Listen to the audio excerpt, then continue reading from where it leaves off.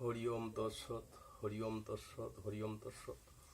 ওমস্য শ্রীমদ্ ভগবদ্ গীতামালা মন্ত্রস্য শ্রী ভগবান বেদ বেশ ঋষি অনুষ্ঠব ছন্দ শ্রীকৃষ্ণ পরমাত্মা দেবতা শৌচান্ন ও শৌচান্ন প্রজ্ঞাবাদনন্তে ভাষস্যেইতি বীজম সর্বধর্মান্ন পরিত্যাজ্যং মামেকং শরণং ব্রজ অহং তাং সর্বপাপেভ্যো মোক্ষয়িষ্যামি মা শুচঃ। ওম নমো ভগবতে বাসুদেবায় নমঃ। ওম নমো ভগবতে বাসুদেবায় নমঃ। ওম নমো ভগবতে বাসুদেবায় নমঃ।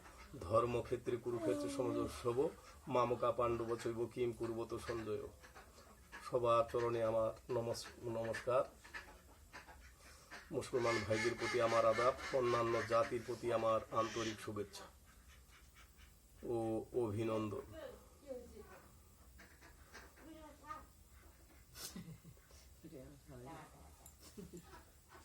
আমি ছেলে মানুষ, পরমার্থিক জগতের ভাব ভাষা দিয়ে যে আপনাদেরকে আনন্দ দিব সেই সামর্থ্য শক্তি হয়তো আমার নাই। শাস্ত্রী বলেছি অজ্ঞ জন্তি পাশনাদেশু কেবলম, ইহার সলার্থ বাংলা হলো আমি একজন অজ্ঞ, বিবেকহীন, বুদ্ধিহীন, বিদ্যাহীন, চতুর্দিকেই আমি হীন। আজকে আমার এই ভাব ভাষার মধ্যে কোনোরকম কোনো যদি ভুল ত্রুটি হয়ে থাকে তাহলে হয়তো আমাকে ক্ষমা সুন্দর দৃষ্টিতে দেখিবেন। আজকের আলোচনার বিষয় হলো দুর্গা মায়ের আরতি। বিষয়টা দুর্গা মায়ের আরতি। প্রথম রাজশাহী জেলায় প্রথম সুরত রাজা এই দুর্গা পূজা করেন। তারপরে হলো বারোয়ারি পূজা, তারপরে হলো সর্বজনীন। বাংলাদেশে আর পশ্চিম বাংলা, ভারতবর্ষের মধ্যে 27টা প্রদেশ আছে, একটা প্রদেশের মধ্যে হয় পশ্চিম বাংলা যেটা, আর আমাদের বাংলাদেশ পূর্ব বাংলা। 26টা প্রদেশের মধ্যে হয় না। ওরা আম নাম নে জয় শ্রী হনুমান। আমরা এই দুর্গা পূজায় মেতে উঠেছি। যাই হোক, বাধা তো করাই যাবে না। এর ভিতরে হয়তো 50,000 টাকা দিয়ে মা দুর্গার প্রতিমা আমরা তৈরি করে নিয়েছি। 1.5 লক্ষ টাকার আমরা কি করেছি ডেকোরেশন। তারপরে বক্স নিয়ে আসছি। তারপরে মায়েরা এই যে ডিজে আরতি দিতে আসে, ডিজে দিচ্ছে ঝাঁকামাখা। অপরদিকে কমিটিরা বলছে যে যত এই ডিজে আরতি দিবেন তত এই মা দুর্গা আপনাদের প্রতি সন্তুষ্ট হবে, তত সন্তুষ্ট। তারপরে প্রাইজ ঝুলে আমরা দিয়েছি। কি প্রাইজ দিয়েছি? টাচফোন দিয়েছি, বাইসাইকেল দিয়েছি, তারপরে টিভি দিয়েছি। এইগুলার লোভে নাচাকুদ্দা ধর্মীয় প্রতিষ্ঠানের মাঝখানে একজন যুবতী মেয়ে ডিজে দিচ্ছে, একজন 80 বছরের বৃদ্ধ মা তারাও দিচ্ছে। এই প্রাইজের আশা একমাত্র। আপনারা নিজে জ্ঞান করেন। কি বা জ্ঞান করবেন? যে জায়গায় আমরা ডিজে দিচ্ছি অন্যান্য জাতের মানুষেরা ঘিরে ধরছে আর বাহাব্বা দিচ্ছে, সিটি মারছে। এই তাহলে আমরা মান সম্মান একেবারে বিক্রি করতেছি। তারপর টিভির আশায়, টাচফোনের আশায়, বাইসাইকেলের আশায় যুবতী মেয়েকে নিয়ে মোটর সাইকেলের পিছনে নিয়ে সারা রাত ব্যাপী এই দুর্গা থেকে ওই দুর্গা, ওই দুর্গা থেকে ওই দুর্গা। একজন যুবতী বোন আছে, বড় ভাই কি করলেন, বোনটাকে নিয়ে মোটর সাইকেলে এই দুর্গা থেকে ওই দুর্গা। এই যে চলছে, আমাদের প্রাইজ নিতে হবে, এই আমাদের প্রতিযোগী। এগুলা করানো যাবে না মা বাবারা, এগুলা করা যাবে না। পরার রমণী সাক্ষাতে আমার মা জননী। মায়েরা, মা কি ছেলেদের সামনে নাচতে পারে, ডিজে দিতে পারে? এটা আমাদের ধর্মীয় প্রতিষ্ঠান। 4টা ধর্ম বিশ্বের খাতায় আছে, হিন্দু, মুসলমান, বৌদ্ধ, খ্রিস্টান। আমরা যে কত দূর নিচে আছি, এইটা আপনাদের গ্রামের স্কুলগুলো আছে, হেড স্যারকে বলবেন যে 4টা বলে ধর্ম বিশ্বের খাতায় আছে, তাহলে কি কত নম্বর স্থানে আছি তারা বলবে। অফিসের বড় চাকিন্দারকে জিজ্ঞাসা করেন যে আমরা সনাতন ধর্মের মানুষেরা আমরা কত স্থানে আছি, বলবে, সত্য কথা তারা বলবে।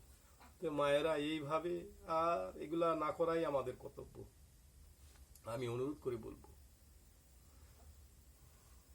এই টিভি, বাইসাইকেল, টাচফোন এগুলাকে ঘৃণা করেন।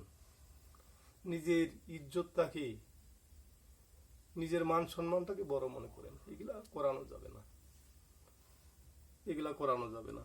একটা হয়তো এক বাড়ির ছোট মেয়ে, উনিও নাচা কুদ্দা, তাহলে কাজ করেন বাবারা, সেই মেয়েটাকে আপনার স্কুল আছে ডিজের, ওইখানে দেন, গান বাজনা নাচনা শিখুক, লেখাপড়াও শিখুক।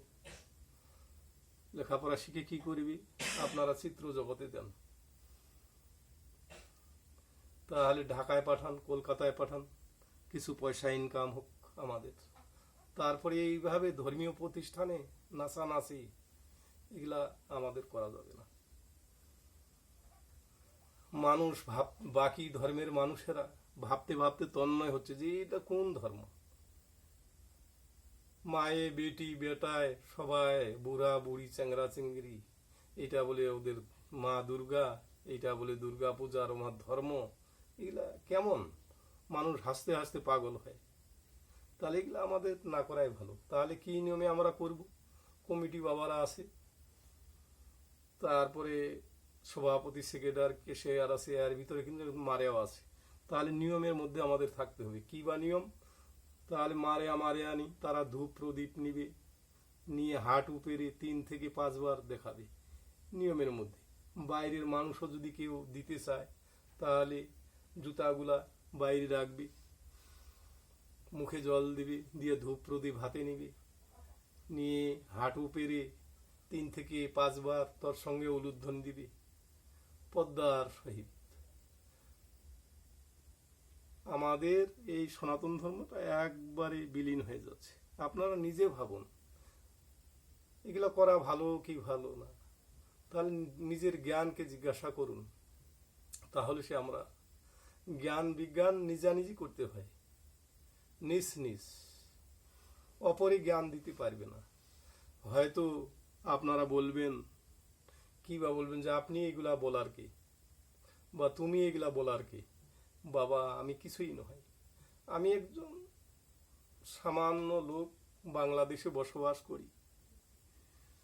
তারপরে হয়তো সনাতন ধর্মের মধ্যে জন্মগ্রহণ করেছি, আমিও সনাতন ধর্মের একজন সদস্য। তাহলে আমার কথাগুলা রাখেন, আমি করজোরে হয়তো অনুরোধ করব।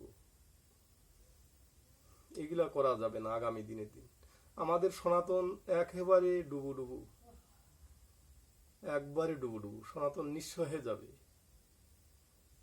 একবারে নিঃস্ব হয়ে যাবে। নিজের মান সম্মান এইভাবে বিলিয়ে দিবেন না। আর কথা হয়তো আমি বাড়াবো না, এই বলে সবার ভুল ত্রুটি হলে নিজ গুণে ক্ষমা করবেন, নাকি নিজের সন্তানের মতো ক্ষমা করে দিবেন। ভাই ভাইস্তা মনে করে ক্ষমা করে দিবেন। হয়তো মায়েরাও আছেন, হয়তো পাশে হয়তো বাবারাও আছেন।